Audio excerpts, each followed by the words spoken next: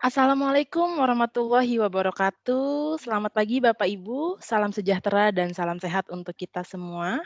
Selamat datang dalam acara Protect Your Business Against Cyber Threat and Information Loss. Pertama-tama, perkenalkan saya Khairul Musfida dari PCMan. Saya yang akan membacakan acara hari ini dan mendampingi Bapak Ibu hingga acara selesai. Sebelumnya izinkan saya untuk mengucapkan terima kasih kepada Bapak Ibu karena telah meluangkan waktunya untuk bergabung bersama kami di sini.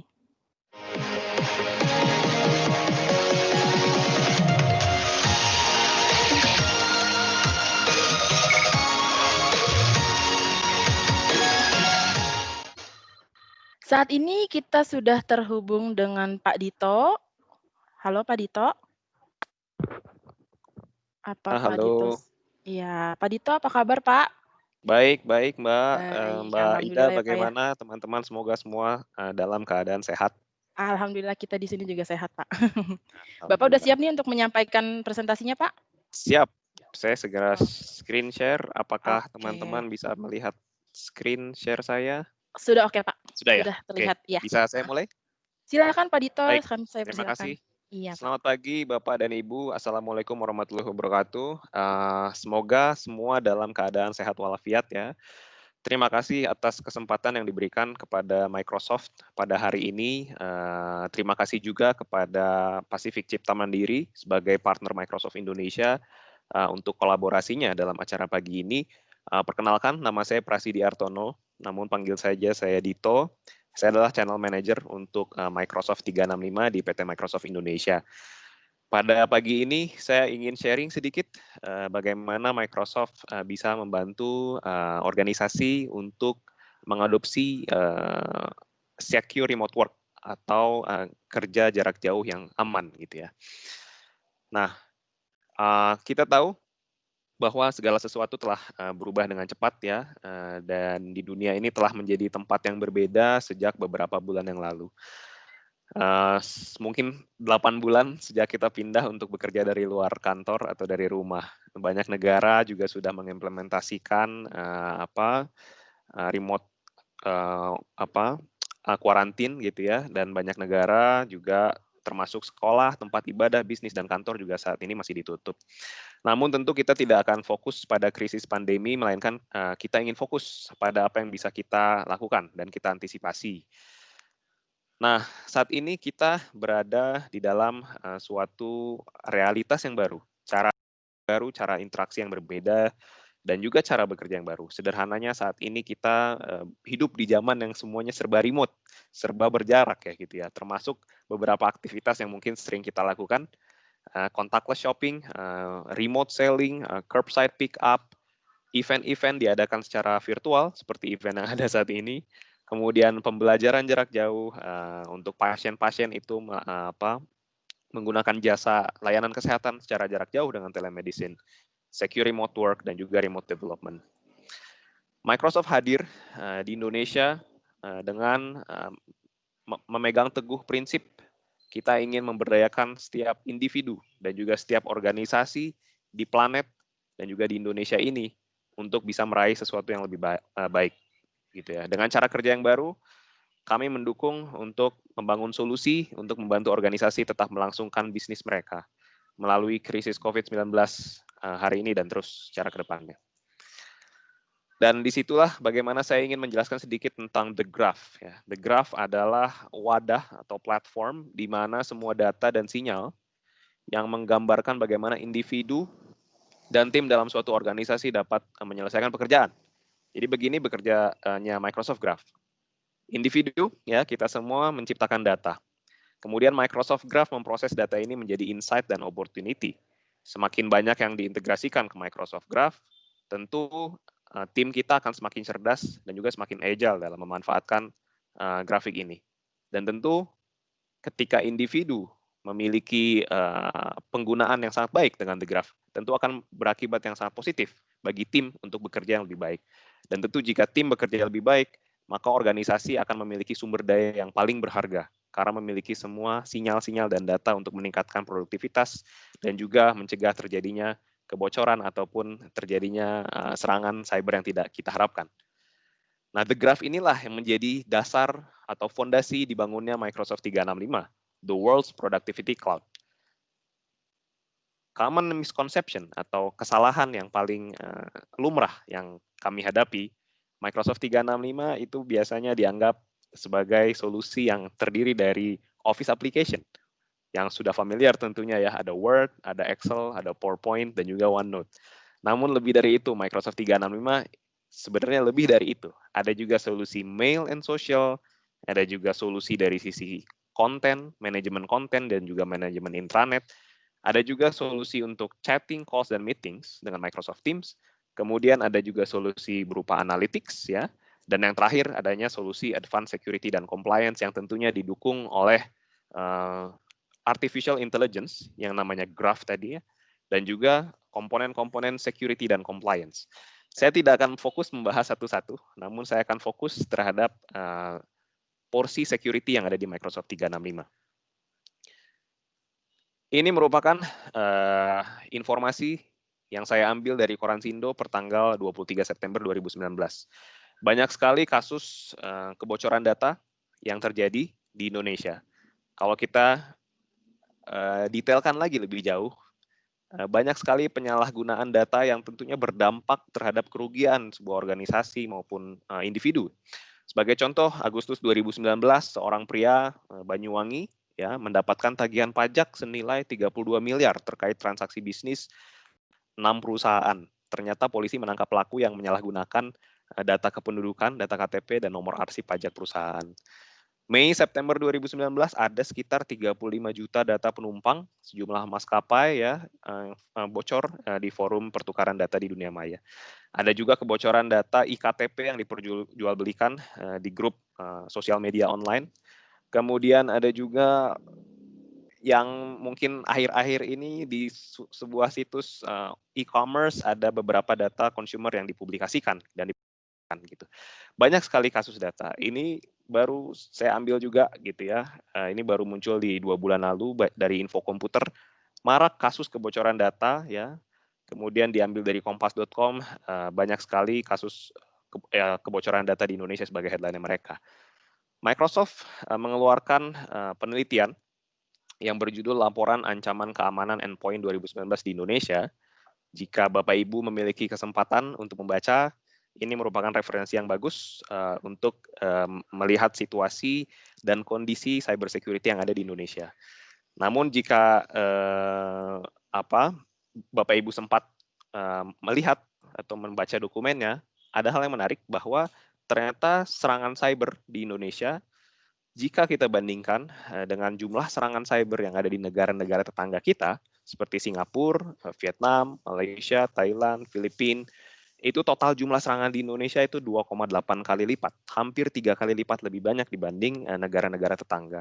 Nah, tentunya ini merupakan ancaman yang lumayan serius, kalau boleh dibilang, terutama di Indonesia, dan tentu serangan tersebut menyasar organisasi-organisasi yang tentu dari sisi firewall atau security masih ada celah bagi mereka, bukan menyasar organisasi-organisasi yang tentu sangat sulit untuk dijebol. Jadi seperti itu. Kemudian kalau kita berbicara dengan model cara kita memanage atau mengelola karyawan bekerja di sebuah organisasi, users ya, semua device, semua aplikasi, dan semua data itu terproteksi, terlindungi di belakangnya firewall atau corporate network gitu ya. Namun tentu dengan adanya kondisi COVID, tentu model tersebut sudah tidak berlaku lagi karena setiap user itu mungkin mengakses corporate network, corporate resource dari mobile device mereka, dari handphone personal mereka, atau mungkin juga dari aplikasi yang ternyata tidak aman. Atau mungkin juga device tersebut terkoneksi dengan jaringan Wi-Fi yang mungkin tidak aman. Tentu kita harus mengextend pagar-pagar perlindungan tadi, tidak hanya di lingkungan organisasi perusahaan saja, namun lebih dari itu, kita harus mengextend pagarnya tadi ke aplikasi user atau ke device user, hingga ke networknya juga. Oleh sebab itu, kami memiliki satu prinsip kebijakan yang paling penting dalam hal Microsoft mengembangkan produk security. yang dinamakan Zero Trust Policy ya. Kalau kita bicara azas praduga tidak bersalah ya, kalau ini dengan Zero Trust Policy ini seperti gampangnya azas praduga bersalah. Jadi Zero Trust Policy itu apa sih? Jadi Zero Trust Policy itu adalah aturan-aturan yang hanya mengizinkan pengguna yang diberikan otorisasi bagi mereka untuk bisa mengakses resource, baik itu aplikasi, data, atau devices tertentu dengan menggunakan aplikasi yang ditentukan pada waktu yang tepat, di tempat yang tepat. Jadi pada dasarnya kita selalu verifikasi. Jadi ada 3 cara ya. Pertama, kita selalu memverifikasi, ya. Kemudian kedua, kita selalu memberikan akses yang paling minimum bagi user tersebut. Kalau memang usernya butuh hanya untuk membaca, ya kita berikan akses untuk view atau read only. Jangan kita berikan akses untuk edit. Kemudian yang ketiga adalah policy ini adalah kita harus selalu berasumsi terjadinya kebocoran, ya. Meskipun mungkin in reality tidak terjadi kebocoran, tapi kita harus terus berasumsi akan selalu adanya terjadi kebocoran, gitu ya. Baik itu kebocoran data, kebocoran apa dari sisi internal ataupun mungkin dari sisi apa serangan cyber segala macam itu harus selalu kita asumsikan. Baik itu dari sisi identitas, devices, data, aplikasi, infrastruktur maupun network kita harus selalu mengasumsi terjadinya kebocoran dan oleh sebab itu kita harus mengkontrol semua hal terkait dengan security. Cara Microsoft untuk mengamankan karyawan yang saat ini bekerja secara remote itu ada 3. Pertama, bagaimana kita bisa mengenable atau membantu mereka memungkinkan untuk mengakses berbagai macam aplikasi secara remote, termasuk aplikasi lokal dan cloud ya.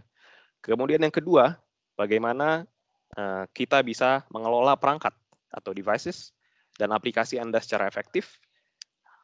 Kemudian ketiga, bagaimana kita bisa melindungi resource perusahaan Anda dari ancaman dan melindungi data private atau personal dari karyawan kita, gitu. Microsoft memiliki AI tadi ya, seperti yang the graph yang di awal.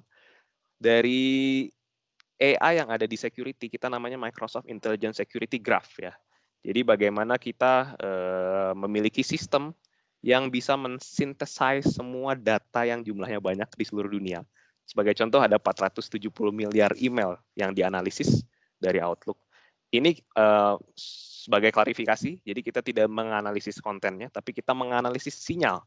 Jadi sebagai contoh yang kita analisis sinyalnya adalah ancaman malware, phishing itu ada 6,5 triliun dolar. Mungkin dari email domain yang ternyata memang tidak jelas atau mungkin grammar di emailnya sedikit salah gitu. Nah, itu kita deteksi sinyalnya. Kemudian kita ada lebih dari 200 cloud consumer and commercial services. Kemudian ada search ya, Bing ya. Kemudian ada 630 miliar autentikasi dari user yang digunakan terhadap Microsoft application. Itu sinyal-sinyal tersebut kita deteksi sehingga kita menghasilkan sebuah AI yang namanya Microsoft Intelligent Security Graph untuk mencegah terjadinya hal-hal yang tidak kita inginkan di masa depan. Oleh sebab itu, kita membentuk suatu solusi yang namanya Microsoft Security. Jadi Microsoft Security itu apa? Ada 3 hal. Pertama, bagaimana kita bisa memanage identitas dan juga akses manajemen. Karena kalau kita lihat banyak sekali kasus kebocoran data itu mulai dari adanya password yang bocor, yang ketahuan sama hacker gitu. Karena password merupakan single weakest link di setiap perusahaan gitu ya. Jadi kita merasa perlu untuk membantu dari sisi identitas dan akses manajemen yang sangat kuat.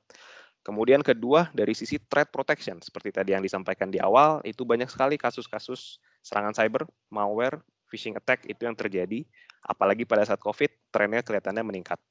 Kemudian yang ketiga, dari sisi information protection.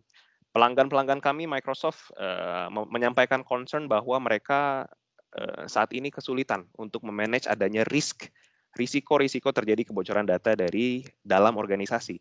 Bahkan berdasarkan research dari Business Wire, 64% dari organisasi melaporkan bahwa karyawannya itu membagikan data personal identifiable information, baik itu personal data KTP, data kartu kredit, ataupun data informasi sensitif perusahaan ke organisasi eksternal tanpa encryption, sehingga ini menjadi sangat berbahaya.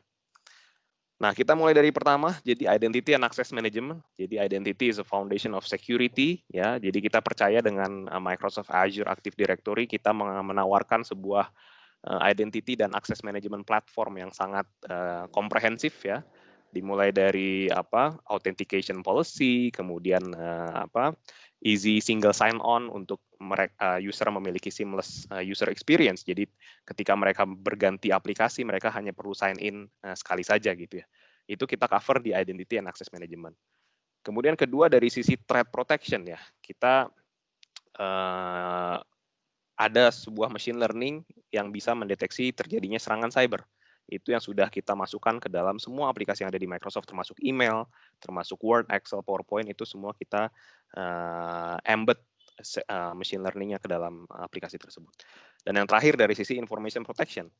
Nah, saya akan coba sharing sedikit bagaimana information protection system itu bekerja di Office applications yang ada di Microsoft. Hi, I'm Jim. I'm the director of IT at TransBlue. I've been using Microsoft 365 Business, and I want to show you how you can protect your company data on mobile devices. One of the coolest capabilities is to prevent people from copying content from the Office apps. Let me show you a couple of scenarios. First, Diego has a document that he received and wants to forward it out for feedback. He accidentally attempts to switch what account he's sending from over to his Gmail.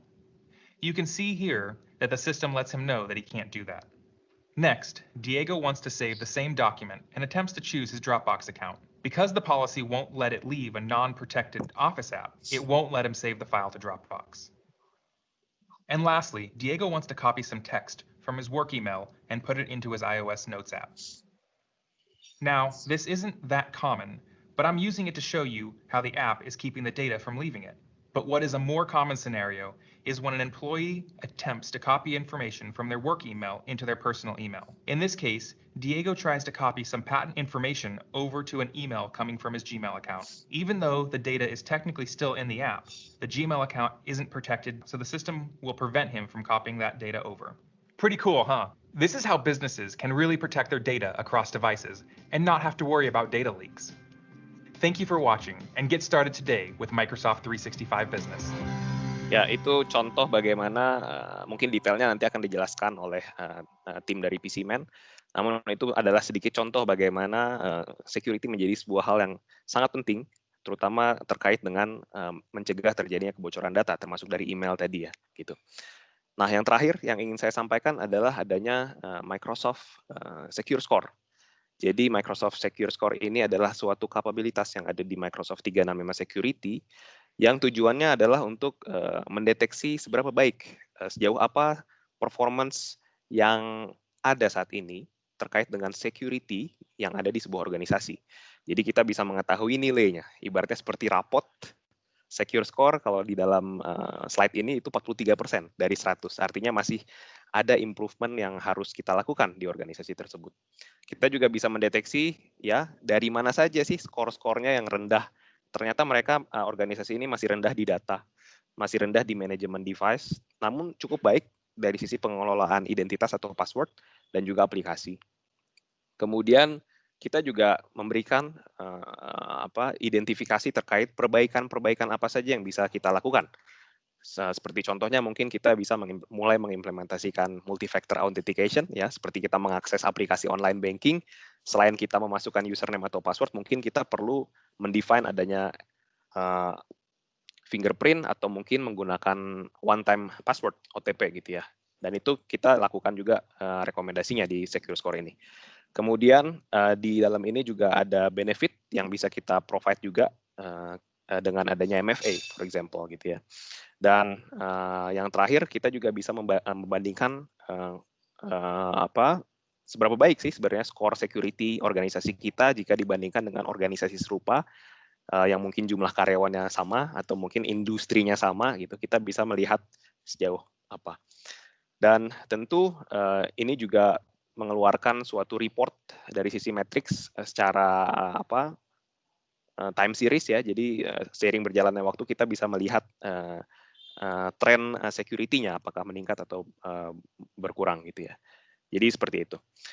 Microsoft is a leader in 5 Gartner Magic Quadrant reports terkait dengan access management, cloud access security brokers, enterprise information archiving, endpoint protection platform, dan juga unified endpoint management ya.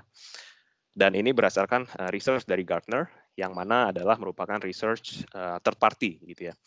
Nah, saya coba sharing sedikit terkait dengan use case beberapa customer atau klien kami yang sudah mengimplementasikan Microsoft 365 Security ya.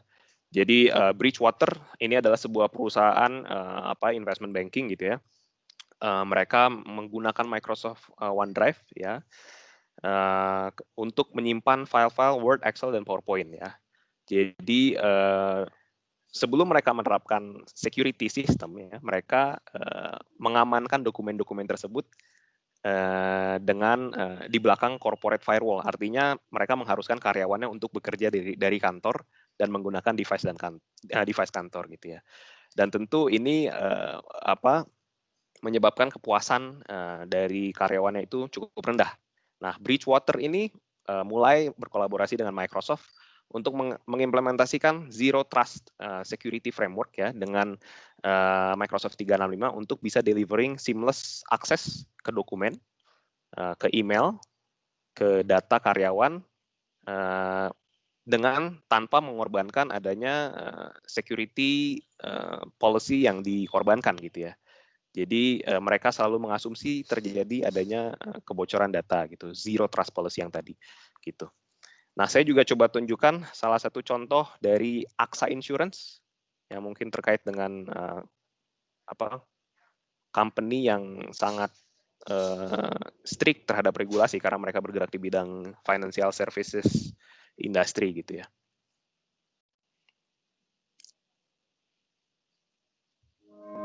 AXA is a leader in the insurance business.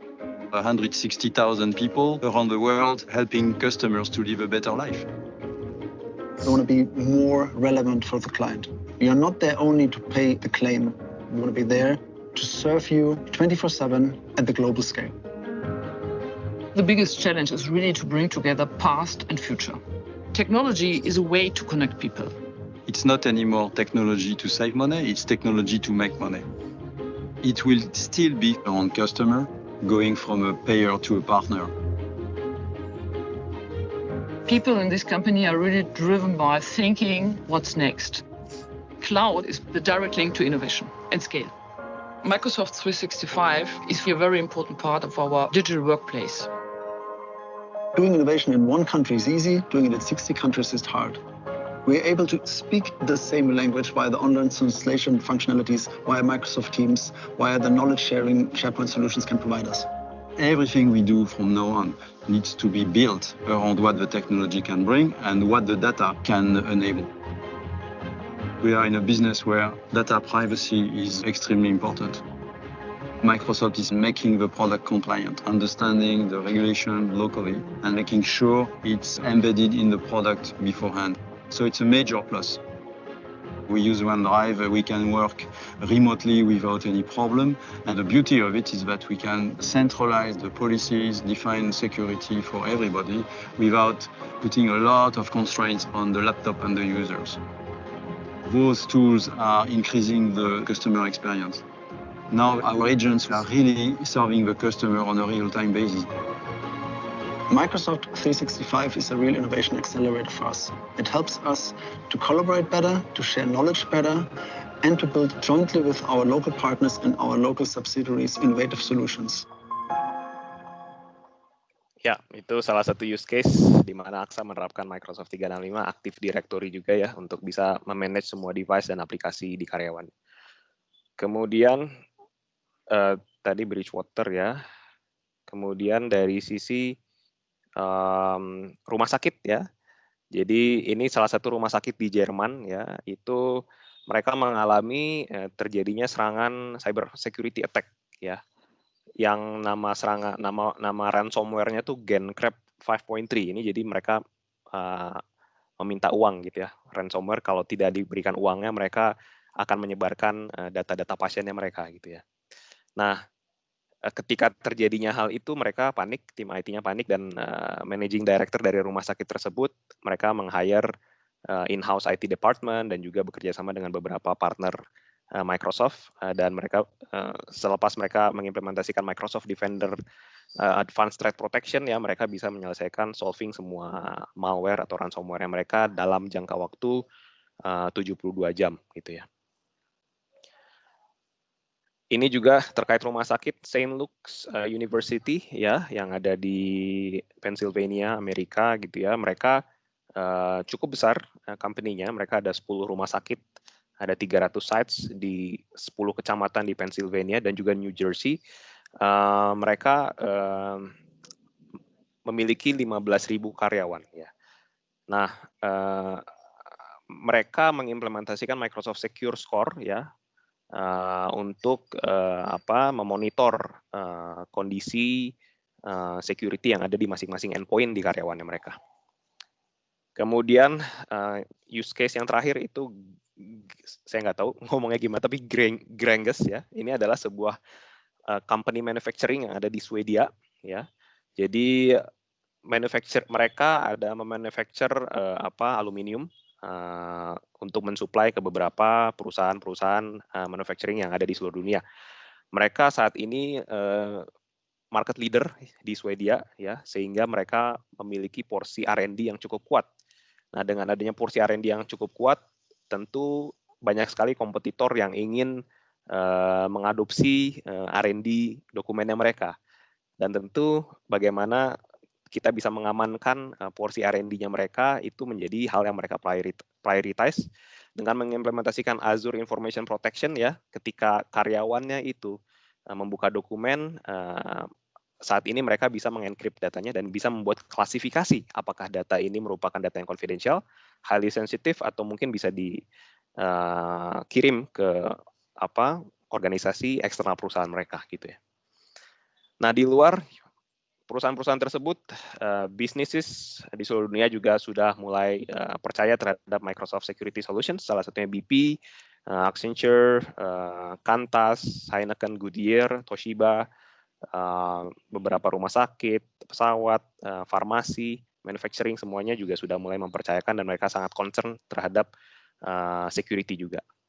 So, mungkin itu sedikit yang bisa saya sharing. Mungkin saya pause di sini. Mungkin kita ada sesi pertanyaan habis ini, tapi mungkin saya pause di sini. Silakan jika ada yang ingin ditanyakan, mungkin silakan put di chat box. Saya kembalikan ke Bu Ida. Terima kasih. Ya, terima kasih Pak Dito atas presentasinya. Informasi yang disampaikan sangat menarik ya Pak. Mungkin sangat juga bermanfaat untuk kita semua. Saya juga mau mengingatkan kepada Bapak Ibu, jika ada pertanyaan, silakan langsung disampaikan ke kolom chat yang sudah tersedia. Nanti di akhir sesi Q&A akan saya bacakan pertanyaan-pertanyaan tersebut. Oke, selanjutnya untuk mengetahui lebih detail lagi tentang fitur-fitur security di dalam Microsoft 365, kita persilakan kepada Bapak Poni untuk menyampaikan presentasinya.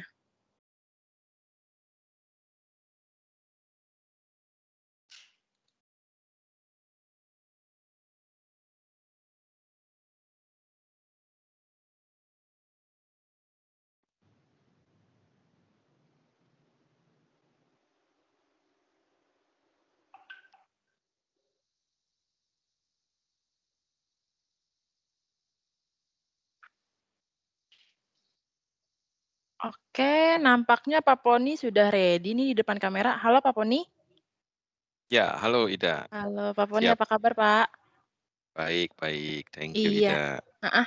Tadi udah disampaikan nih Pak oleh Pak Dito secara garis besarnya mengenai Microsoft 365 dan beberapa penggunaannya di beberapa sektor industri ya Pak. Nah, untuk Betul. bentuk real solusinya mungkin bisa langsung disampaikan dalam presentasi Pak Poni kali ya Pak? Baik, saya coba Iya, presentasikan slide silakan ya saya. Pak. Iya Pak. Iya. Apakah slide saya sudah terlihat? Baik, oke. Ya, terima kasih untuk semua peserta webinar hari ini yang sudah bergabung bersama kami. Saya Poni Halim dari PCMan sebagai VP of Technology, melanjutkan dari sesi yang sudah disampaikan dengan sangat informatif ya dari Pak Dito. Terima kasih Pak Dito. Maka di sini saya ingin mengupas sedikit lebih dalam. kepada beberapa poin yang sudah disampaikan oleh Pak Dito. Ya. Nah, jadi kalau kita lihat di sini, meng-highlight kembali, jadi kita langsung masuk ke solusi teknologinya. Kalau tadi Pak Dito sudah menjelaskan impact dari suatu data loss bagi perusahaan, ya, sebenarnya itu adalah hal yang sudah menjadi momok sebenarnya bagi perusahaan yang memiliki data-data confidential, berbagai bentuk blended ya serangan, baik itu serangan dalam bentuk hacker ya ataupun cyber threat ataupun pencurian data ataupun mungkin hanya virus dan malware. Ini semua sudah ada sebelumnya adanya pandemi dan sekarang dengan adanya pandemi ini maka menjadi berkali-kali lipat ya beban yang harus dipikul ya oleh IT team di dalam perusahaan untuk menanggulanginya.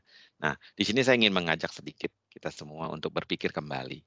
Apakah antivirus itu cukup untuk melindungi karyawan kita ya dari serangan mungkin lebih sederhana saja, phishing ya. Lalu dengan sekarang semua orang harus ya semua perusahaan ya harus mengadakan meng-allow ya karyawannya untuk bekerja dari rumah atau work from home. Apakah dengan sekedar menambahkan VPN itu sudah cukup? Begitu ya dan juga bagaimana memastikan bahwa karyawan itu mengakses datanya dengan aman, ya, hacker tidak menyerang kita. Apakah dengan saya menempatkan suatu firewall, mungkin intelligent firewall, firewall yang dilengkapi dengan URL filtering, firewall yang dilengkapi dengan berbagai intrusion prevention, ya, di zaman ya di kita bilang di beberapa tahun yang lalu ini adalah solusi yang dianggap cukup dan baik ya untuk melindungi data kita. Tapi nanti kita lihat beberapa slide, kita perlu berpikir kembali ya dan bagaimana menerapkan solusi DLP dengan efektif. Nah, jadi langsung saja karena ini memang adalah konteksnya ada teknologi Microsoft 365, saya langsung masuk saja ke dalam Microsoft 365 sendiri. Microsoft 365 yang ingin saya highlight di sini adalah Microsoft 365 Business Premium, salah satu top selling ya dari Microsoft 365 Suite yang ada di PC-Man, ya didesain untuk company yang memiliki user up to 300 user. Nah, kalau yang lebih dari 300 user itu bisa menggunakan Microsoft 365 E3 atau E5. Nah, di dalam setiap full set dari Microsoft 365 ini sudah memberikan fungsi-fungsi Office 365 yang sudah kita kenal, kemudian fungsi-fungsi security-nya di sini adalah memprotek kita sekaligus memproteksi kita dari cyber threat, sekaligus melindungi kita ya dari kebocoran data dan sekaligus mengallow kita untuk memanage devices kita ya. Kalau bagi rekan-rekan IT yang lebih terbiasa dengan produk, simpelnya boleh dibilang di dalam Microsoft 365 Security ini sudah lengkap antivirusnya, sudah lengkap EDR-nya, kalau di Microsoft disebutnya ATP, yang di bulan kemarin baru saja berubah nama menjadi Microsoft Defender for Office 365.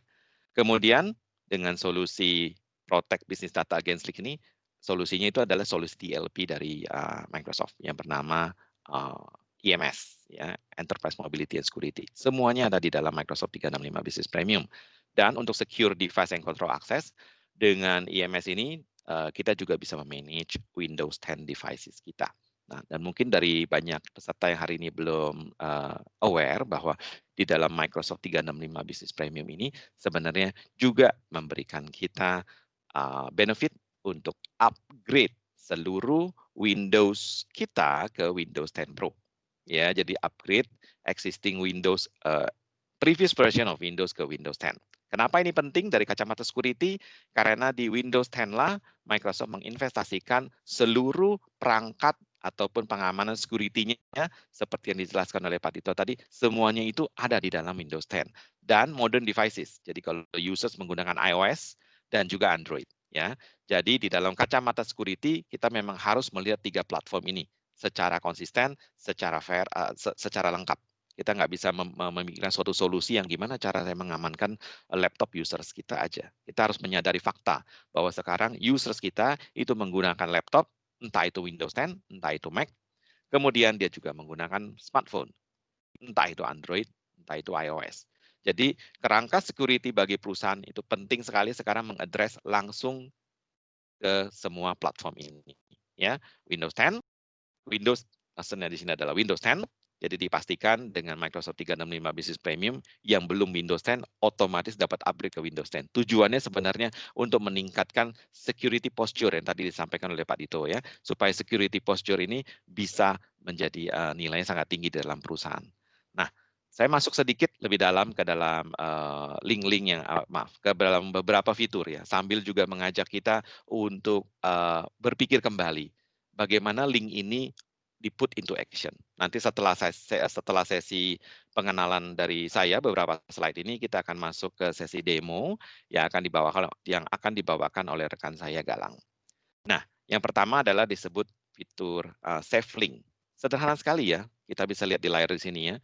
Jadi setiap kali terdeteksi link yang berbahaya, maka ini akan prompting. Tapi yang mungkin belum di-aware dari banyak peserta webinar di sini adalah bahwa di dalam Microsoft 365, link ini itu bukan cuma berjalan sebagai sebuah agent di dalam komputer kita. Ini berjalan di sisi aplikasi. Dengan prinsip Zero Trust yang tadi disampaikan oleh Pak Dito. Artinya, link ini, ya save link ini, itu dikontrol dari aplikasi. Saya ambil contoh. Misalnya kita punya email. Email itu mengandung sebuah link yang berbahaya. Email ini kan bisa diakses oleh user dari mana aja. Mungkin dari device kantor dia, mungkin dari rumahnya, bahkan mungkin dari home PC-nya. Ya, nah dengan save link terembedded di dalam aplikasi, asalkan itu emailnya adalah email yang datang dari Microsoft 365, dimanapun dia diakses, di device apapun, di device yang nggak ada antivirusnya sekalipun, di device pinjaman sekalipun, maka setiap kali dipanggil link itu otomatis akan dicek oleh Microsoft ATP, gitu ya, yang sekarang bernama Microsoft Defender. Jadi link ini bahkan ada di dalam chat Microsoft Teams juga akan dicek. Bahkan link ini ada di dalam sebuah file Word atau Excel. Mungkin ada karyawan kita yang melakukan riset, kemudian dia mengcapture beberapa informasi risetnya, dia save ke Word file, lalu kemudian dia attach email, lalu dia kirim emailnya ke rekan kerjanya, gitu ya. Dan kemudian rekan kerjanya membuka email itu di Microsoft Word-nya, dan di dalam Word itu ada link ya yang berbahaya. Waktu diklik secara real time itu akan dicek. Dan ini dicek setiap kali ya. Jadi kalau suatu hari link ini hari ini tidak berbahaya, tetapi somehow mungkin ada suatu virus atau malware yang berhasil mengubah link yang tadinya tidak berbahaya itu menuju ke link yang berbahaya. Setiap kali link itu dipanggil, dia akan dicek. Jadi konsep real time link checking ini itu bukanlah sesuatu yang kita bisa pandang enteng functionnya. Karena justru dalam kenyataan ini sangat menolong atau memprevent users-users kita yang awam ya. Sayang waktu tidak memungkinkan, tapi kalau tertarik nanti saya bisa mengirimkan sebuah kuis bahkan untuk para IT ini ya, bukan cuma para orang awam. Saya bisa mengirimkan sebuah kuis yang mempertanyakan menurut kalian ini sebenarnya phishing atau bukan. Itu ada 10 pertanyaan ya. Saya sendiri berusaha menjawabnya, saya sering gagal mendapatkan 100%. Artinya orang IT pun sekarang ya itu bukan tidak mungkin dikelabui ya oleh sebuah email yang terlihat legitimate tapi sebenarnya mengandung link yang berbahaya karena yang namanya hacker itu sangat-sangat kreatif sekarangnya untuk mengkonstruk sebuah phishing email. Nah, yang kemudian fitur kedua adalah sandbox analysis. Jadi di sini juga memastikan bahwa setiap attachment yang datang di dalam email kita atau kita attach itu semuanya akan dicek ya secara real time ya menggunakan zero day malware approach. Yang artinya bukan lagi berdasarkan signature. Kalau antivirus secara umum kan itu harus mengandalkan, oke, hari ini saya sudah ada satu orang yang kena virus, maka antivirusnya itu akan menggrab informasinya, jadi ada korban dulu ya. Lalu kemudian baru di-upload ke signature dan disebarkan ke orang lain. Antivirus bekerja dengan cara ini dari bertahun-tahun yang lalu, sampai sekarang juga masih begitu. Makanya kenapa ada antivirus engine. Antivirus engine yang sifatnya harus di-update terus signature. Nah, kemudian tren baru muncul ya, bagaimana kita bisa mengamankan users kita dari serangan-serangan yang disebut zero day threat. Zero day threat itu artinya virus ini memang varian yang dibuat hari ini untuk menyerang ke target-targetnya. Nah, dan ini sekarang sangat marak ya. Kalau kita browsing ke dark web ya, jadi bagian internet yang gelap ya, yang tidak resmi, itu kita akan terkaget-kaget ya dengan begitu banyak automation engine Ya, sebenarnya siapapun yang niat aja untuk bisa membuat sebuah zero day trade sekarang nggak usah pinter-pinter. Ya, tools-nya tersedia lengkap. Jadi bayangkan bila ada seseorang satu pihak, entah ya mungkin disgruntled employee gitu ya, atau pihak-pihak lain yang hendak mencari keuntungan yang kemudian menarget perusahaan kita. Itu sekarang sebenarnya sangat mudah untuk dia lakukan. Ya, asal dia niat aja. Ya, masuk ke dark web, masuk ke tools-nya, itu banyak sekali tools tersedia untuk melancarkan serangan. Ada yang gratis, ada yang berbayar. Oh, ada yang berbayar juga. Iya, kalau ada yang niat, dia bisa bayar di dark web untuk kemudian mengkonstruk sebuah serangan terpadu, ya, menyerang ke satu company. Ya, itu beritanya sudah banyak sekali. Jadi sebenarnya setiap dari kita yang perusahaan kita yang belum mengalaminya, sebenarnya kita perlu bertanya. Sebenarnya kita tidak pernah diserang, atau kita sudah diserang tapi kita nggak tahu. Atau sebenarnya di dalam network kita sudah banyak user kita yang terkompromis, ya, datanya maupun confidential datanya, tapi kita belum tahu. Ya, jadi ini perlu menjadi pertanyaan kita bersama. Nah, jadi dengan SafeLink, dengan Sensebox Analysis, memastikan setiap attachment itu aman. Caranya mengecek sebuah attachment yang aman, caranya bagaimana? Attachment yang di-download bukan lagi dicek dengan signature, tapi benar-benar dibiarkan berjalan di virtual machine farm, sehingga kemudian diamati. Apakah file ini, apakah attachment ini kemudian melakukan hal-hal yang memang adalah bersifat malware. Maka dia akan detect dia sebagai malware. Sifatnya real time, tidak lagi mengandalkan signature engine. Ya, kalau di luar mungkin ada yang paham bahwa ini adalah teknologi yang disebut dengan EDR, ya, Enhanced Detection of Response. Kalau di Microsoft, EDR ini disebut Microsoft ATP. Tetapi Microsoft ATP menjalankan proses security yang berbeda dengan semua produk lain, yaitu dia menjalankannya bukan hanya di dalam si OS komputer itu, dia menjalankannya dalam aplikasinya. Jadi bayangkan saya sedang akses sebuah webmail dari sebuah komputer yang pinjaman begitu, walaupun komputer pinjamannya itu kena virus sekalipun, maka virusnya tidak akan bisa masuk ke dalam email kita. Karena di dalam email itu sendiri proses atau anti malware yang dilengkapi dengan ATP ini berfungsi, ya, termasuk yang tadi saya sampaikan attachment. Jadi pasti kalau semua users kita sudah menggunakan Microsoft Office yang memang datang dari Microsoft 365 Business Premium, walaupun file Office itu, ya, dibuka dari komputer, walaupun file Office ini dibuka, ya, dari komputer yang tidak ada antivirusnya sekalipun, di dalam Microsoft Office sendiri dia akan menggunakan ATP ini yang terhubung ke cloud Microsoft Security Graph tadi.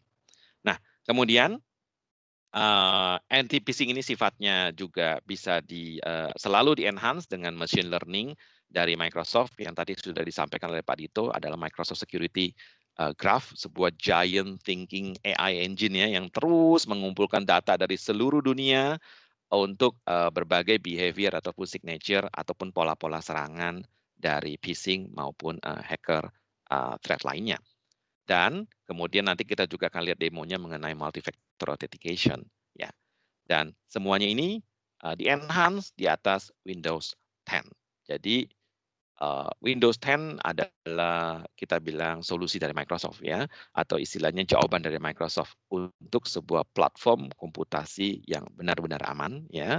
Dalam hal ini pengertian aman bukan berarti sekali saya pakai Windows 10 pasti beres, bukan begitu. Sebenarnya ada lebih kepada security posture tadi sudah disampaikan. Dengan Windows 10 maka prinsip security posture yang disampaikan oleh Pak Tito tadi itu bisa berjalan maksimal, ya, beserta dengan seluruh instrumen yang ada di belakangnya. Bagaimana kita memastikan data kita aman? Tadi sudah dicontohkan, ya, di dalam salah satu study case di mana perusahaannya itu perusahaan riset tadi itu bisa mengamankan, ya, data-data mereka.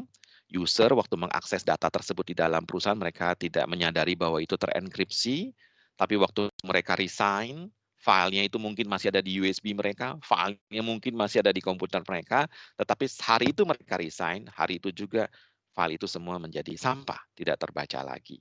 Ya, jadi ini tentu sangat penting untuk melindungi data. Kita mungkin punya DLP solution, kita bisa menerapkan DLP solution ya yang ada di luar sana dengan menginstallnya di komputer user. Bagaimana kalau user aksesnya itu dari handphonenya? Kita bisa menerapkan DLP di berbagai device, bahkan di gateway-nya kita, ya. Tapi bagaimana kalau file itu sudah di-copy ke USB dari komputer yang tidak terinstall agent DLP kita? Nah, solusi Microsoft lebih straightforward dan simple, yaitu enkripsinya langsung ada di dalam aplikasi Microsoft Word, Excel, dan PowerPoint-nya ini. Jadi aplikasi Office inilah yang otomatis langsung men-save data dalam keadaan terenkripsi. Sehingga waktu file ini di-read, ya, mau nggak mau hanya bisa di-read ataupun diedit oleh user yang berhak. Bahkan lebih jauh lagi, kontrolnya di sini bukan cuma read only. Seorang user yang berhak itu bukan hanya pasti pembagian haknya kalau dia udah bisa edit, dia bisa copy kemana aja. Walaupun seseorang user dikasih hak edit, dia belum tentu dikasih hak untuk menambah user lain supaya bisa baca. Jadi bisa saja dalam satu perusahaan kita menerapkan suatu policy, ya, sebuah dokumen itu bisa diedit oleh seorang karyawan di HR misalnya, karena itu dokumen kontrak, dia bisa edit ya, dia bisa save as, bisa. Tetapi walaupun dia bisa edit, dia bisa save as, anytime dia tidak bisa menambahkan user lain buat bisa read. Dan walaupun ini dia bisa edit, kalau file ini sampai tercopy atau ter-email ya tanpa sengaja ke orang lain juga nggak bisa buka. Ya, dan bagi dia sendiri yang bisa edit, ya, suatu hari kalau haknya dicabut, maka walaupun file itu kemarin diedit, dia save-nya ke USB, ya, pada saat haknya sudah dicabut, pada saat dia mau buka file itu lagi, itu sudah tidak bisa dibuka. Nah, nanti juga ada demonya sedikit dari rekan saya Galang mengenai encryption ini. Ya, nah encryption ini pada dasarnya adalah menggunakan AIP atau Azure Information Protection Engine yang ada di dalam Microsoft 365 Business Premium dan juga Microsoft 365 Suite Enterprise lainnya, di mana kita sekarang dengan mudah bisa memiliki policy-policy yang sudah di-define. Ya, di sini diambil contoh kita punya policy bernama encrypt. Tapi policy ini bisa dibuat lebih jauh. Kita bisa membuat policy yang sifatnya confidential all employee. Kita bisa membuat dokumen yang sifatnya confidential, ya, hanya bisa diedit oleh HR, misalnya begitu ya. Nah, kemudian kita juga bisa membuat berbagai setting-setting permission yang sudah disimpan ke dalam template-template sehingga user waktu memakainya tidak perlu lagi mengatur settingnya secara detail, karena itu biasanya tentu akan sangat kita bilang mudah ya, prone to human error, mudah sekali salah settingnya. Nah, dengan sudah membuat label-label, mungkin bahkan kita juga pernah membantu perusahaan menerapkan konsep labeling ini bahkan berdasarkan jenis dokumennya biar lebih mudah bagi user. Ya, kalau ini adalah kontrak karyawan, ada sebuah label bernama employee contract. Jadi dia langsung terapkan saja security atau encryption setting based on itu. Otomatis semua file yang kena policy employee contract ini maka hanya bisa dibaca oleh user tertentu, ya, hanya bisa diedit oleh pihak tertentu, dan itu pun aman ya pada saat sang karyawan HR yang bisa edit itu berpindah bagian ataupun suatu hari resign. Ya. Filenya tidak ada yang bisa dibawa. Begitu pula dengan dokumen-dokumen confidential lainnya, kita bisa terapkan. Kita bisa terapkan by project policy-nya, kita juga bisa terapkan by mungkin work group. Ya, ini adalah dokumen yang sifatnya untuk HR use. Nah, ini adalah dokumen yang dipakai untuk misalnya ya dipakai oleh direksi dalam proyek tertentu. Kita bisa buatkan polisinya. Ya. Dan tadi juga Pak Dito di dalam video demonya sempat menjelaskan bagaimana kita bisa memastikan membantu users ya untuk tanpa yang sering tanpa sengaja itu bukan niatnya tapi perusahaan yang sifatnya sensitif dengan cara tadi ya, yaitu di mana sebuah data yang ada di dalam lingkungan corporate kita, misalnya itu mungkin email, corporate email, ada informasi-informasi yang berhubungan dengan perusahaan, Pada saat dicoba di copy paste, itu tidak bisa di copy paste ke aplikasi lain. Karena seperti yang saya bilang tadi, Microsoft 365 Security menjalankan security function-nya itu di dalam aplikasi, ya, bukan cuma devices. Dan di dalam Microsoft 365 Business Premium sudah built-in juga dengan mobile device management. Ya. Jadi ini untuk menerapkan konsep security yang lengkap, yaitu H4W kita bilang ya. W yang pertama adalah who, siapa yang memang boleh mengakses data ini. What, data apa yang diakses. Ya. Where atau which, dia aksesnya ini boleh dari device apa aja. Apakah boleh dari handphonenya? Apakah hanya dari handphone yang sudah disanction oleh IT atau enggak? Jadi kita bisa atur semua. Ya. Dan when, kapan? Waktunya pun bisa ditentukan. How? Apakah perlu ditambahkan multi-factor authentication? Apakah perlu dikirimkan sebuah SMS token sebelum dia mengakses data-data ini untuk memastikan bahwa dia benar adalah dia. Semua bisa kita orchestrate ya di dalam Microsoft 365 Business Premium ya. Oke.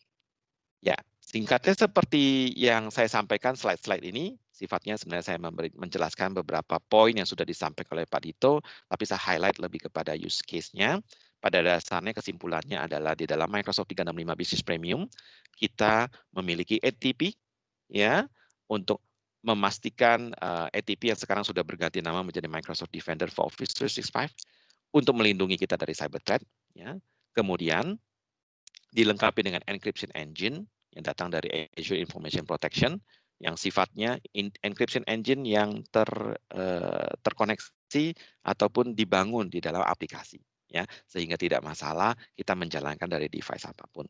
Dan di dalam Microsoft 365 Business Premium ini juga tetap memberikan kita fungsi device management yang akan berjalan maksimal mengamankan device kita baik itu macOS, Windows 10, iOS maupun Android. Dan jika komputer di dalam perusahaan kita masih ada yang belum Windows 10, maka Microsoft 365 Business Premium memberikan kita hak secara legal untuk mengupgrade semua previous Windows kita menjadi Windows 10 Professional. Ya. Baik, itu adalah penjelasan mengenai Microsoft 365 dan di dalam Microsoft 365 Business Premium tentunya juga sudah mengandung seluruh Office 365 Suite yang tidak kita jelaskan lagi ya. Jadi Office 365 Suite itu artinya ada function emailnya, ada OneDrive-nya untuk kita menyimpan data kita. By the way, ATP-mu pun berjalan di sisi juga berjalan di OneDrive. Jadi kalau dengan kita memakai Office 365 saja, maka si aplikasi sudah punya perlindungan anti malware yang lengkap. Tapi dengan kita menjalankan Microsoft 365 Business Premium, sebenarnya kita sudah punya double lock, double protection. Ya, device-nya terproteksi, ya, tidak perlu lagi ada antivirus sebenarnya dengan Microsoft 365 Business Premium, karena Microsoft 365 Business Premium sendiri sudah mengandung antivirus tersebut yang di-manage melalui portal Microsoft 365 Business Premium Intune. Dan di layer aplikasi juga sudah punya perlindungan proteksinya sendiri. Jadi misalnya lah kita bilang ya, kalau kita masih mengandalkan antivirus biasa, misalnya ada satu file yang lolos ya, tidak terdeteksi oleh antivirus komputer kita, atau user kita lalai ya, mengerjakan files, menyimpan file-file perusahaannya itu di sebuah komputer di rumahnya yang misalnya antivirusnya tidak terkontrol oleh IT, ternyata sudah out of date. Tapi pada saat datanya itu disimpan di OneDrive, otomatis OneDrive masih melakukan pengecekan dengan menggunakan anti-malware ATP yang berbasis cloud. Sehingga setiap file yang di-upload ke OneDrive itu dipastikan sudah dicek dan di-recheck oleh Microsoft ATP Engine. Jadi ini untuk memberikan memberikan implementasi dari Zero Trust tadi. Ya, jadi dalam konsep Zero Trust itu sang aplikasi pun tidak mempercayai OS di mana dia berjalan. Ya, jadi artinya OS-nya sendiri boleh bervirus, tetapi memastikan bahwa aplikasi dan data kita jika ada kita kerjakan di dalam lingkup Office 365 itu tidak akan kena virusnya ataupun malware-nya. Baik, untuk selanjutnya demo saya cukup ya, maaf presentasi saya. Cukup. Selanjutnya mungkin saya akan minta rekan saya Galang ya, harusnya sudah siap untuk memberikan beberapa demo terkait dari beberapa teknologi yang sudah saya sampaikan ini. Nanti kita ketemu lagi di sesi Q&A, silakan ya. Semua Oke, pertanyaan silakan diketik di chat. Ya, silakan Ida, saya kembalikan. ya. Baik, terima kasih Pak Poni atas presentasinya. Mungkin langsung aja ya Pak Poni, kita langsung ke sesi selanjutnya yaitu demonstrasi dari Pak Galang Reza. Ya, silakan Ya, Galang. Ya. silakan Pak Galang.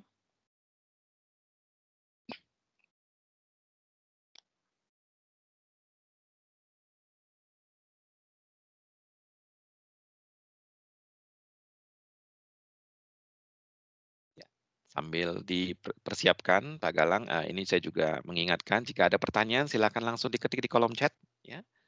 Dan semua pertanyaan yang akan kita jawab di sesi Q&A dan yang tidak sempat kita jawab, semuanya akan tetap dirangkum dalam Q&A yang akan dikirimkan ke semua users yang sudah mengisi feedback form. Terima kasih. Iya, terima kasih Pak Poni informasinya. Ya, silakan Pak Galang.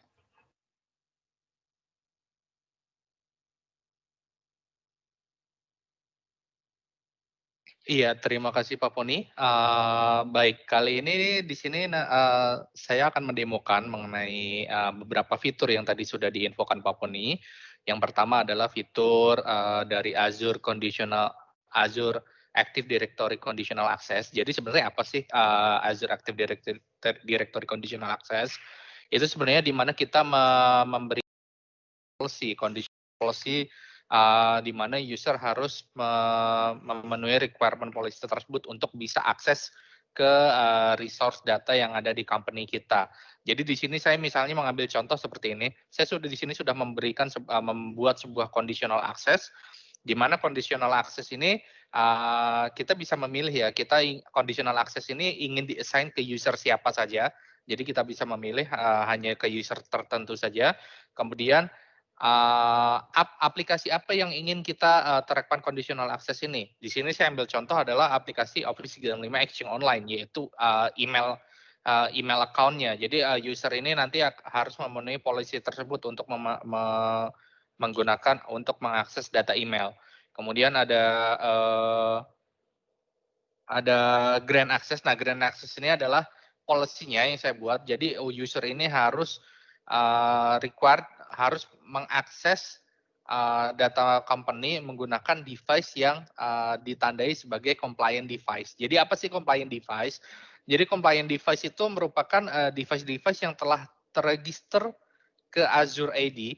Kemudian dari Azure ID itu nanti akan diverifikasi apakah device ini sudah memenuhi compliance policy yang sudah kita tentukan atau belum. Compliance policy itu seperti requirement yang kita tentukan, syarat-syarat yang kita tentukan untuk device tersebut mark as compliant. Misalnya, device tersebut harus memiliki password, device tersebut kondisinya harus terencrypt, atau device tersebut harus memiliki minimum OS berapa. Nah, jika device tersebut tidak memenuhi syarat yang sudah kita tentukan, device tersebut tidak akan ditandain sebagai compliant device, dan oleh karena itu nanti device tersebut tidak bisa akses company data. Nah, simpelnya saya langsung demokan saja dari sisi klien, dari sisi user itu nanti bagaimana sih experience-nya. Jadi seperti ini. Di sini laptop yang saya share screen ini kebetulan adalah laptop yang sudah compliant. Jadi ketika saya menggunakan akses ke data, sebuah data user, misalnya di sini, saya ambil contoh. Saya coba login ke account Ronaldo, sorry, saya login ulang. Oke, saya pastikan loginnya benar. Saya kemudian buka data Outlook. Nah, ini saya bisa masuk ke login email user ini karena device yang saya gunakan adalah compliant device. Gimana contohnya kalau saya tidak menggunakan compliant device, device yang benar-benar belum saya register ke Azure ID ataupun belum ditandain sebagai compliant device. Jadi seperti ini, ketika saya klik sign in,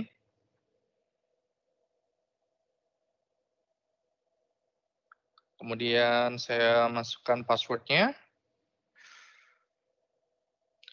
Nah, jadi karena yang tadi yang saya terapkan compliant device itu hanya satu aplikasi, jadi kita tetap bisa login ke portal. Cuma nanti ada aplikasi tersebut yang akan terblok. Tadi kan saya men-settingnya adalah aplikasi email ya, Action Online. Jadi ketika saya klik Outlook di sini, nanti akan mendapatkan error seperti ini. Jadi device yang digunakan untuk login ini belum memenuhi compliance policy yang sudah kita buat. Seperti itu. Itu adalah fungsi dari conditional access. Kemudian selanjutnya saya akan mendemokan mengenai MDM dan MAM solution. Jadi MDM itu Mobile Device Management dan Mobile Application Management yang diatur oleh Intune, Microsoft Intune, yang memang sudah bundling di dalam produk Microsoft 365. Saya ambil contoh seperti ini ya. Di dalam remote working saat ini kan kita juga tidak bisa pungkiri ya bahwa banyak user-user yang menggunakan mobile device untuk mengakses company data. Nah, gimana caranya kita bisa memprotek data kita jika data tersebut diakses menggunakan mobile device? Saya ambil contoh sini. Saya di sini ada 2 device Android yang sedang saya remote di sini. Ada bedanya, yang device ini yang satu adalah device yang dimiliki oleh kantor atau kita sebutnya company owned device. Nah, company owned device ini kita bisa mengatur dari sisi apa saja. Yang pertama, kita bisa mengatur aplikasi apa saja yang bisa terinstall di device ini. Jadi kita bisa memprevent user untuk menginstal aplikasi-aplikasi yang di luar aplikasi yang dibutuhkan. Seperti itu. Misalnya ketika saya buka Play Store, bisa dilihat aplikasi-aplikasi yang ada terlist di Play Store itu hanya aplikasi-aplikasi yang sudah kita approve dari Microsoft Intune. Jadi misal kita ingin menginstal aplikasi lain, misalnya saya ingin menginstal sebuah game, searching game di sini. Nah, itu tidak akan tampil dan kita tidak bisa install. Dan kita juga bisa atur bahwa device ini tidak bisa menginstal aplikasi yang di luar dari Play Store. Jadi benar-benar device yang akan digunakan yang di-provide oleh company itu hanya benar-benar digunakan untuk kebutuhan company saja oleh user, seperti itu. Kemudian juga kita tidak bisa pungkiri bahwa user terkadang juga mengakses data company menggunakan personal device. Misalnya contoh email. User itu juga mengakses data menggunakan device pribadi mereka. Namun gimana caranya kita bisa memanage data tersebut supaya data tersebut tidak bocor ke personal informasi ke personalnya si user tersebut. Misalnya saya di sini ada device personal atau kita sebutnya BYOD, bring your own device, maksudnya adalah personal device milik user, di mana di sini karena tadi saya sudah terapkan conditional access, user tersebut mau tidak mau harus mendaftarkan handphone ini ke Azure AD. Namun Azure AD ini tidak memanage device-nya secara full seperti COD device tadi, melainkan dia hanya membuat sebuah profile di mana profile tersebut adalah profile yang di-manage oleh Azure AD. Sedangkan untuk personal information ataupun personal apps yang digunakan oleh user itu tidak di-manage. Jadi tetap user diberikan keluasaan untuk device-nya sendiri, dan dari Intune itu atau dari Azure itu hanya memanage dari sisi aplikasi yang sudah kita tentukan saja atau profilnya sendiri. Kita sebutnya work profile di sini. Jadi kalau misalnya saya buka start di sini, kita lihat di sini ada 2 tipe, ada yang personal, ada work. Jadi seperti ini kayak ada dual apps, dan apps satunya ini adalah apps yang digunakan untuk akses ke company data. Saya ambil contoh di sini. Saya coba sudah configure Outlook untuk mengakses sebuah email menggunakan work profile. Kemudian di sini saya bisa dengan MAM policy, mobile app management, di sini saya bisa mengatur sebuah Android protection policy atau Android app protection policy, di mana saya bisa mengatur kita memprevent data-data kita itu bocor keluar. Misalnya di sini, saya coba mengcopy message yang ada di dalam email ini. Saya klik copy. Kemudian saya ingin mempastenya ke personal aplikasi saya. Misalnya saya coba search, saya coba buka Telegram. Seperti ini. Ya, ketika saya paste di sini, ini tidak bisa, tidak muncul pilihan paste. Ini saya sudah coba tekan, tidak muncul pilihan paste. Sedangkan sebaliknya, saya Sedangkan sebaliknya, jika saya ingin mengcopy data dari luar, dari aplikasi Telegram ke company application, itu tetap bisa. Jadi saya berikan akses misalnya ingin copy data dari WhatsApp atau dari Telegram, ingin copy ke sebuah email. Nah, itu tetap bisa. Ketika saya replay, saya paste, nah di sini muncul. Tapi begitu saya coba ini saya copy lagi, kemudian saya paste lagi di Telegram, yang terpaste adalah data yang sebelumnya saya copy. Jadi bukan yang saya copy dari company apps, tapi dia yang disimpan di clipboard itu yang hanya yang saya copy dari Telegram sebelumnya. Seperti itu. Itu adalah contoh bagaimana kita bisa memprotek data kita yang diakses melalui personal device. Kemudian tadi juga Pak Poni menjelaskan mengenai Azure Information Protection, di mana kita benar-benar di sini memprotek data kita langsung dari sisi datanya. Jadi benar-benar di-encrypt, yang hanya bisa mengakses data tersebut adalah user-user yang memang sudah diberi permission. Saya ambil contoh di sini, saya akan mencoba membuat sebuah file, dan kemudian saya akan labelkan dengan PCMan confidential. Jadi yang boleh mengakses file ini adalah user-user yang memang memiliki permission, yang sudah saya set permission di label tersebut. Jadi ketika saya klik label ini, otomatis dia akan mencari template-nya. Bisa dilihat di sini ada watermark confidential yang sudah memang saya setting. Jadi setiap dokumen yang terlabel PCMan confidential akan ada watermark seperti ini. Saya coba save. Kemudian nanti saya akses ke device yang kebetulan Office-nya itu tidak login menggunakan akun apapun. Jadi misalnya kita ambil contoh, ini misalnya file saya ini tercopy ke flash disk atau kemana, kemudian ada flash disk saya hilang dan ada orang yang mencoba mengakses data file saya ini. Saya coba simpan dulu ke sini. Nanti dia akan diminta login untuk mengakses data tersebut karena data tersebut di-encrypt. Nah, ini salah satu contoh kasusnya dengan Pak Poni sebutkan tadi. Misalnya kalau simpelnya kalau kita ingin memprotek data, ya datanya kita password.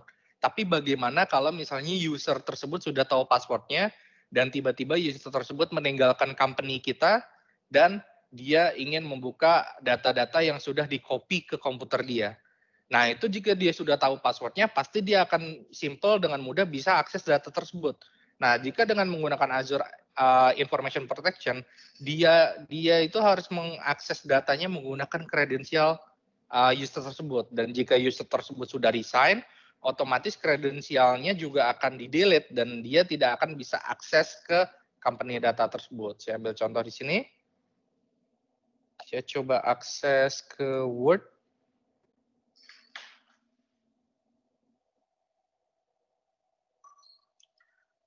Saya coba pastikan ini login usernya benar. Ya, kalau gini, jadi ketika saya membuka datanya, kebetulan saya sudah membuat sebuah sharing folder ya. Jadi saya langsung bisa akses datanya yang saya buat tadi, bernama dokumen 2. Ketika saya buka dokumennya, jadi ini Office-nya belum terlogin kredensial apapun, nah dia nanti akan meminta kredensial ini. Jika usernya sudah resign, otomatis kan dia sudah tidak mempunyai kredensial dan dia tidak bisa mengakses data tersebut. Nah, kemudian bagaimana kalau usernya mempunyai kredensial, tapi diberikan akses terbatas. Jadi level AIP itu bukan hanya bisa diberikan akses atau tidak, tapi benar-benar bisa sedetail hingga apakah user tersebut bisa copy data atau user tersebut bisa print, seperti itu. Saya coba login menggunakan profile lain. Simen 55WWRD. Ya. Ya, saya akan mencoba akses data yang sama. Dokumen 2 yang saya buat tadi. Nah, kebetulan user ini sudah saya loginkan menggunakan kredensial yang saya create, nama Ronaldo. Di sini, user ini hanya boleh diberikan permission untuk memview saja. Dia tidak bisa copy. Saya ambil contoh di sini. Ketika saya blok dokumen ini, saya klik kanan, dia tidak ada akses untuk copy dokumen ini. Seperti itu. Dia tidak ada akses screenshot. Jadi misalnya saya menjalankan screenshot, otomatis dia akan menghitam. Saya tidak bisa meng-screenshot dokumen ini, seperti itu. Di sini saya hanya memberikan akses dia sebagai print, bisa memprint dokumennya.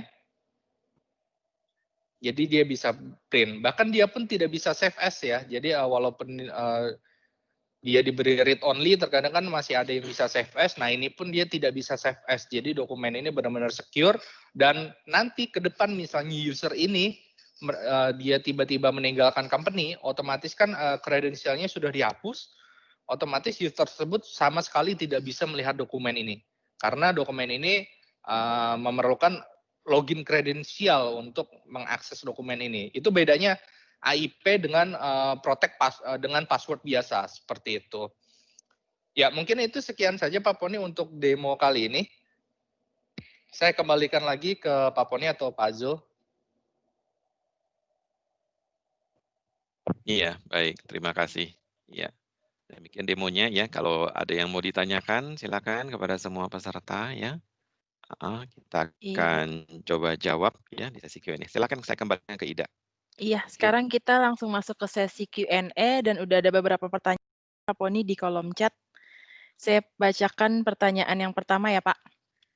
Ya, Iya, silakan. pertanyaan yang pertama ada dari Bapak Denny Tobing. Selamat siang, bisa diberikan best setting untuk anti-phishing policies?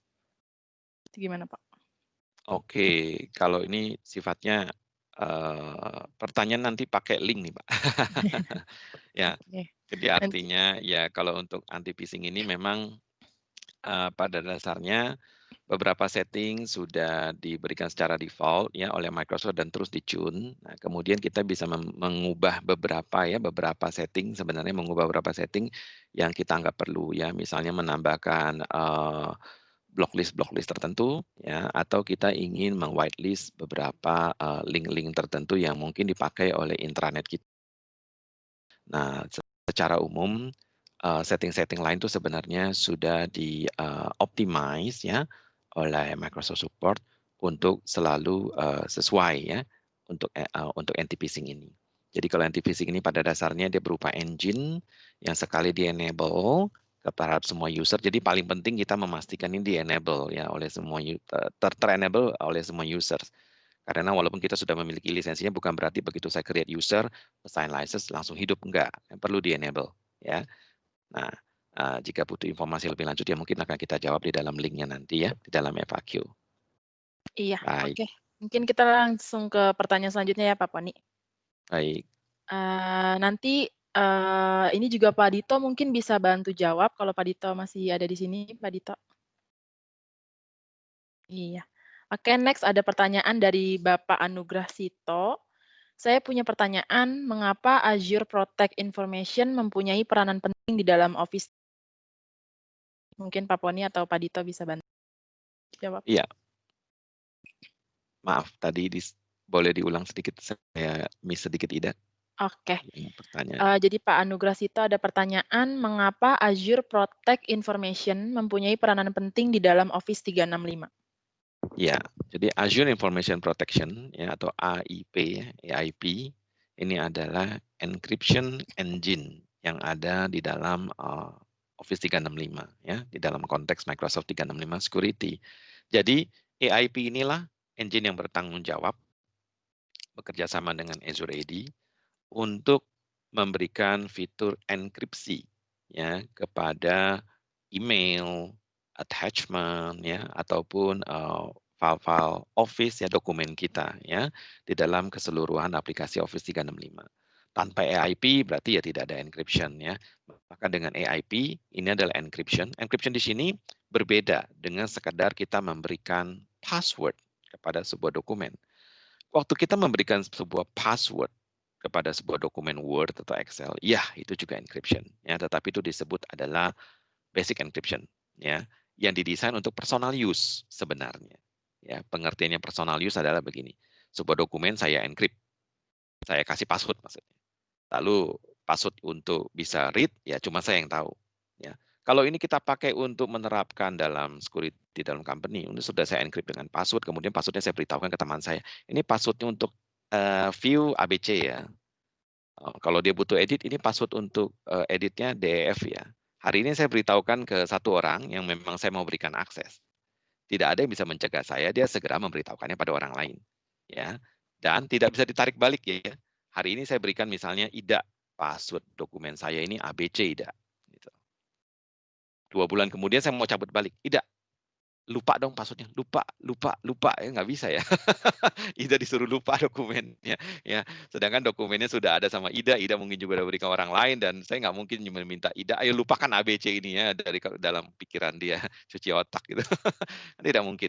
Nah, jadi AIP ini memberikan encryption berbasiskan username-nya. Jadi saya tidak perlu men-set password, saya hanya men-set Ida hanya boleh read. Ida silakan tiap hari ganti password di Office 365 gitu. Suatu hari kalau mau saya cabut haknya, maka Ida walaupun password login dia masih sama, file yang sama masih ada di USB dia udah nggak bisa baca gitu. Nah, jadi prinsipnya itu adalah AIP, sebuah prinsip enkripsi yang bisa diberikan kepada users ya, based on users ya, sehingga bisa diterapkan baik di dalam email maupun dokumen di dalam seluruh platform Office 365 gitu ya. Ya, semoga menjawab Oke. ya. Jika nggak jelas Ya. bila ada yang mau ditambahkan bisa ditambah pertanyaannya. Selanjutnya. Selanjutnya ada dari Pak Denny Tobing lagi, Pak.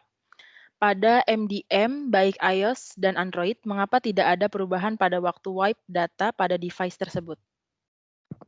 Oh, saya kurang menangkap pertanyaannya, tapi seharusnya ada ya Pak. Kalau nggak ada berarti ada yang belum baik ya. Jadi dengan MDM ya, maka kita waktu menginstruksikan perintah wipe ya kepada device ya. Oke, mungkin saya jelaskan sedikit mekanismenya. Mungkin saya mencoba menangkap isunya di sini. Jadi cara kerjanya wipe ini adalah menggunakan sinyal koneksi data. Jadi kita punya device yang kalau sudah di-manage oleh MDM, makanya itu selalu dianjurkan otomatis menyalakan juga security minimal misalnya sebagai PIN. Jadi artinya handphone tersebut hanya bisa dipakai oleh user entah dengan PIN atau dengan fingerprint ya. Jadi istilahnya ada lock-nya. Nah, suatu iOS jika sudah di-manage oleh MDM ya di dalam Microsoft 365, jika perlu di-wipe, kita bisa mengirimkan perintah wipe. Nah, waktu kita mengirimkan perintah wipe, maka status dari iOS device itu kalau kita lihat di portal Microsoft 365 itu akan berubah menjadi wipe pending. Pengertiannya wipe pending adalah dia menunggu sampai si iOS device itu punya koneksi data. Gitu ya. Jadi artinya bisa aja waktu kita mengirim perintah wipe, mungkin dia sedang tidak ada sinyal data, mungkin dia lagi flight mode gitu ya. Maka pada dasarnya device tersebut sedang menunggu saja. Tapi once dia menyalakan koneksi data, entah WiFi, entah koneksi data apapun, maka itu akan ter-acknowledge perintah wipe dari si MDM kita, dan otomatis si iOS itu langsung ya akan menjalankan sequence untuk me-wipe-nya. Yang terjadi adalah seluruh aplikasi akan dikembalikan ke factory default dan seluruh data akan terhapus begitu. Nah, kalau MDM dari Microsoft 365 ini juga punya kemampuan yang namanya selective wipe. Ya, sedikit lebih advance ya. Ini tidak ada di Office 365, jadi harus di Microsoft 365. Di Microsoft 365 fitur advance wipe ini kita bisa selective wipe ya, sebuah option baru sehingga waktu dia mengirimkan perintah wipe itu hanya berefek kepada aplikasi korporasi saja. Data-data yang berhubung jadi corporate email-nya ya, email perusahaan dan aplikasi-aplikasi ya seperti OneDrive for business-nya. Jadi semua yang berhubungan dengan data-data dan aplikasi perusahaan itu saja yang terefek oleh selective wipe tadi, sedangkan personal application-nya tidak tertouch. Seharusnya berfungsi ya Pak Denny ya. Jadi kalau nggak berfungsi perlu di troubleshooting. Baik. Oke, langsung Selanjutnya. pertanyaan selanjutnya ya Pak. Iya. Ada pertanyaan dari Pak Wahyu. Apakah data atau email yang sudah teridentifikasi sebagai ancaman langsung dihapus atau ditampung terlebih dahulu agar admin bisa lihat? Dan misalnya sudah dipastikan bahwa itu bukan ancaman, apakah bisa kita ambil data tersebut? Ya, baik. Prinsip security di dalam Microsoft 365 ini pada dasarnya ada yang sifatnya kita bilang fix, ya, ada yang sifatnya configurable ada dua level. Ya. Level pertama itu ada level fix. Ya, fix itu artinya by default semua ancaman yang bersifat obvious, sudah jelas mengandung virus. Ya, contohnya kita menerima sebuah email yang nyata-nyata bervirus, maka attachment-nya itu pasti tidak masuk ke inbox kita.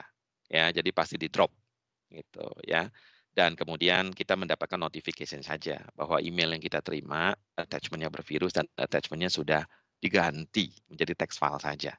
Ya, karena itu nyata-nyata bervirus gitu. Tapi kalau yang sifatnya mungkin seperti phishing, email dan sebagainya, itu semuanya otomatis dia akan masuk ke junk email saja ya. Nah, by default. Tapi kita juga bisa mengkonfigurnya. Saya nggak mau dia masuk ke junk email. Saya maunya dia langsung ditolak, bisa. Atau saya nggak mau dia masuk ke junk email, saya maunya dia dikuarantin. Kalau dikuarantin berarti ada kerjaan ekstra ya dari sang user atau administrator untuk mereview dan merilisnya. Nah, jadi ada part yang sifatnya fix untuk hal-hal yang sudah obvious, ya. Ada part yang configurable, bisa disesuaikan dengan flavor kita. Ya, by default yang fix seperti saya jelaskan tadi, semua misalnya attachment email bervirus, otomatis attachment-nya nggak akan masuk ke inbox kita, sudah di replace dengan text file gitu ya.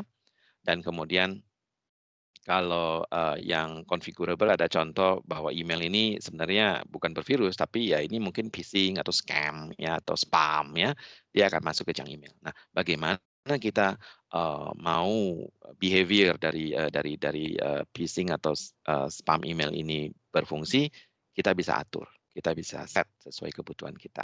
Apakah masuk ke junk email atau di reject dan kemudian di lock saja ya, atau kemudian mau dikarantin untuk kemudian perlu direview dan dirilis. Baik Pak Wahyu, semoga menjawab pertanyaannya. Oke, kita masih ada 3 pertanyaan Pak Poni. Baik, ya. Kita langsung lanjut ya. Ada Ya. pertanyaan dari Anggi, untuk penggunaan device Intune di M365 Premium, apakah bisa melakukan setting juga untuk device yang menggunakan login akun M365 basic atau standar? Oh, oke. Ya, saya mencoba menangkap pertanyaannya di sini adalah kalau kita memix ya di dalam tenan kita ada user yang menggunakan license Microsoft 365 Basic dan Standard, Ya. kemudian ada users yang menggunakan Microsoft 365 Business Premium ya. Ya. Jadi otomatis sih Pak, semua fitur yang datang untuk MDM ya itu cuma hanya bisa di-apply kepada users dengan lisensi Microsoft 365 Business Premium ya. Jadi di satu sisi bisa di-mix ya, license-nya. Kita dalam satu tenan bisa memiliki lisensi Microsoft 365 Basic dan Standard, digabung dengan beberapa user yang menggunakan Microsoft 365 Business Premium, tetapi semua fitur ya, yang tadi disebutkan, device misalnya Intune Management tadi ya, Intune Management tadi itu otomatis hanya bisa di-apply untuk users yang memang memiliki lisensi Microsoft 365 Business Premium ya. Ya, semoga menjawab ya. Jadi artinya yang punya license saja yang bisa disetting, Pak. Oke. Oke. Next ada pertanyaan dari Pak Kristia Putra. Untuk Azure Information Protection, apakah sudah include di Office 365 Basic dan Standar atau ada fitur tambahan di Azure yang harus kita tambahkan, Pak Poni? Ya, untuk Azure Information Protection, apakah sudah include di Basic and Standard ya? Iya. Jadi Azure Information Protection ini adalah bagian dari Microsoft 365 Business Premium ya. Jadi kalau saya boleh show satu screen untuk menjelaskannya. Apakah layar saya bisa terlihat? Ya, bisa terlihat Pak Poni. Iya, baik. Jadi di sini bisa terlihat jelas ya kalau Microsoft 365 Business Basic dan Standard belum ada AIP-nya. Jadi Azure Information Protection ini ada di dalam Microsoft 365 Business Premium ya. Jadi prinsipnya ini adalah basic ya, dan ini sifatnya tidak ada apps yang perlu diinstal, tidak ada Office apps. Microsoft 365 Business Standard adalah layanan dari Office 365 ditambah dengan Microsoft Word, Excel, PowerPoint yang berbentuk apps yang bisa diinstal. Kemudian Microsoft 365 Business Premium menambahkan advanced security-nya yang datang dari Azure Information Protection dan Microsoft Intune ya, beserta dengan fitur ATP yang tadi kita jelaskan. Semoga jelas. Oke, kita ke pertanyaan selanjutnya. Ada dari Pak Angga Widianto. Apa kekurangan dan kelebihan dari AIP dibanding dengan produk endpoint lainnya yang sudah sama-sama support MDM? Ya, baik. Ya. Jadi di sini adalah approach-nya, Pak ya. Jadi kalau kita bilang lebihnya apa, kurangnya apa ya. Kalau kurangnya juga tentu relatif ya Pak ya. Kita dibandingkan dengan solusi yang mana. Tetapi yang saya ingin coba jawab di sini adalah highlight-nya. Apa yang unik ya di dalam AIP ini. Jadi AIP ini unik karena sistemnya ini terintegrasi secara penuh ke dalam aplikasi-aplikasi di dalam Microsoft atau Office 365. Ya, jadi artinya AIP ini ada di belakang Microsoft Word, Excel, dan PowerPoint yang datang di dalam Microsoft 365. AIP ini ada di dalam Microsoft Outlook emailnya. AIP ini ada langsung ya aktif di dalam uh, uh, pada saat sebuah dokumen itu di-encrypt dan kemudian disimpan di OneDrive. Dan AIP ini adalah juga encryption engine yang sama yang dipakai di dalam Microsoft Teams saat kita men-share dokumen. Jadi artinya AIP ini keunggulannya adalah dia benar-benar terintegrasi di dalam Microsoft 365 sehingga waktu kita mendeploy policy-polisinya itu memang sudah well thought ya, sudah best practice sesuai dengan intensi atau original design dari Microsoft 365 ini. Ya, saya ambil contoh tadi ya, AIP kalau di produk lain sifatnya mungkin harus diinstal Pak agentnya di komputernya user. Dan kemudian setelah diinstal di komputer user, berarti kita masih punya celah nih. Berarti user masih punya possibility itu membuka sebuah dokumen yang sebenarnya sensitif ya, tapi di komputer lain, di device lain yang tidak ada AIP agent-nya gitu. Jadi mungkin user akan bingung waktu saya lagi buka di sini, oh menu encryption-nya ada, tapi kalau buka di sana kok nggak ada gitu ya. Apalagi kalau saya sedang mau akses dari handphone atau devices, berarti saya harus mikir lagi bagaimana memastikan AIP agent ini juga ada di Android saya dan ada di mobile saya. Nah, kalau maaf di DLP ini juga ada di handphone saya atau mobile saya. Dan bagaimana kalau user itu mengaksesnya dari web base. Nah, kalau di AIP semua hal itu sudah diintegrate dengan si aplikasinya sendiri.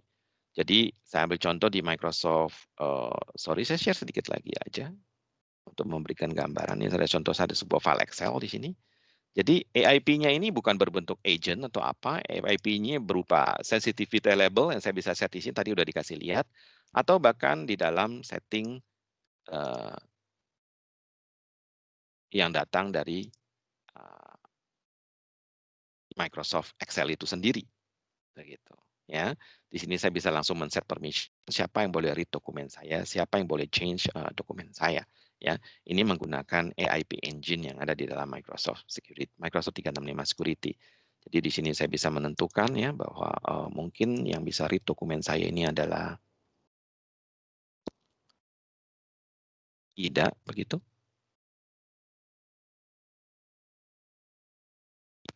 Ya, maaf agak ini nge-lag sedikit komputer saya. Iya, maaf. Oke, nggak apa-apa. Ini agak nge-lag aja. Tapi idenya di sini adalah saya bisa mengisikan, yang bisa meread dokumen Excel saya ini adalah Ida. Kemudian yang bisa mengganti dokumen saya ini adalah misalnya Bu Rini, begitu. Ya, maka otomatis di dalam dokumen ini yang bisa mengedit dokumen ini hanyalah Bu Rini dan saya. Kemudian Ida bisa meread dokumen ini. Dan ini inherent ya, fitur yang ada di dalam si Excel itu sendiri.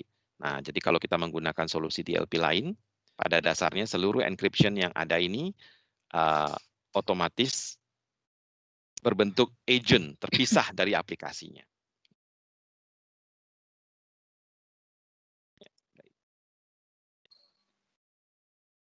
Mungkin itu bisa memberikan gambaran ya kegunaannya. Oke, baik. Sorry. Baik, mungkin ada pertanyaan lain lagi? Silakan. Iya, mungkin dari Pak Dito ada tambahan mungkin Pak Dito? Dari saya belum ada, Bu Ida. Ya. Oke. Oke. Pertanyaan di kolom chat juga sudah tidak ada, tapi mungkin Bapak Ibu bagi yang masih mau bertanya, silakan raise hand atau mungkin nanti bisa menghubungi ke kontak Visimen kali ya? Baik, ya sambil saya juga Oke. kan salah satu AIP kita ini juga unik adalah dia punya time slot ya. Jadi tidak semua DLP punya. Jadi di sini pada saat kita menentukan permission bahwa Ida bisa read, Bu Rini bisa edit terhadap dokumen yang sudah saya buat ini hanya berlaku sampai 31 Desember 2020. Bisa kita tentukan seperti itu. Ya, Oke. jadi di sini di bagian more option-nya kita juga bisa menentukan kapan permission ini expired. Sehingga kalau sudah lewat dari 31 Desember, maka dia sudah tidak bisa mengedit lagi ya, atau melihat lagi, harus di-extend permission-nya. Dan Ida walaupun dikasih hak read, belum tentu dia dikasih hak untuk print ya, karena kontrol apakah dia bisa print apa enggak. Karena kalau dia bisa print berarti kan dia bisa print ke printer atau mungkin print to PDF ya. Tapi kalau kita matikan Betul. fungsi print-nya, dia benar-benar hanya bisa baca saja. Ya, baik itu Sip. memberikan overview ya, basic kemampuan AIP.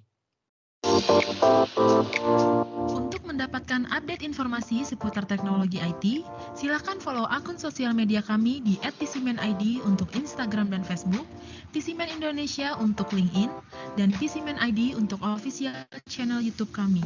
Jangan lupa di like, subscribe, dan share ya. Terima kasih sebelumnya kepada Pak Poni, Pak Dito, dan Bapak Galang yang sudah menyampaikan informasi mengenai security pada Microsoft Office 365. Semoga informasi yang disampaikan bisa bermanfaat untuk bisnis kita semua.